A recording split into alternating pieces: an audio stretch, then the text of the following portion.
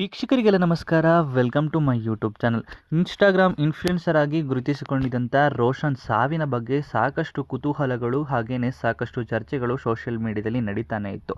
ಇದಕ್ಕೀಗ ಸರಿಯಾಗಿ ಒಂದು ಉತ್ತರ ಸಿಕ್ಕಿದೆ ಅಂತಲೇ ಹೇಳ್ಬೋದು. ಇನ್ನು ನಿನ್ನೆಯಷ್ಟೇ ಅವರ ಅಂತಿಮ ಸಂಸ್ಕಾರವನ್ನು ಮಾಡಲಾಗಿದೆ.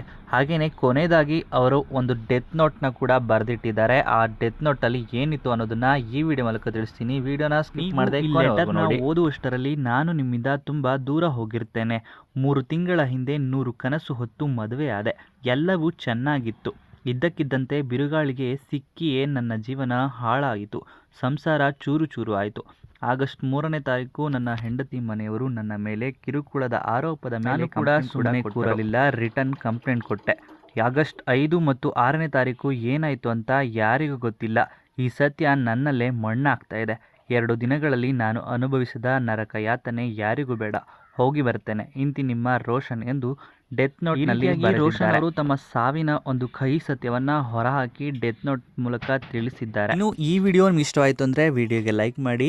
ಹಾಗೆಯೇ ರೋಷನ್ ಅವರ ನಿರ್ಧಾರದ ಬಗ್ಗೆ ಹಾಗೆಯೇ ರೋಷನ್ ಅವರ ಆತ್ಮಕ್ಕೆ ಶಾಂತಿ ಸಿಗಲಿ ಅಂತ ನಿಮಗೂ ಕೂಡ ಅನಿಸಿದ್ರೆ ನಿಮ್ಮ ಅನಿಸಿಕೆಯನ್ನು ಕಮೆಂಟ್ ಮೂಲಕ ಕಮೆಂಟ್ ಮಾಡಿ ತಿಳಿಸಿ.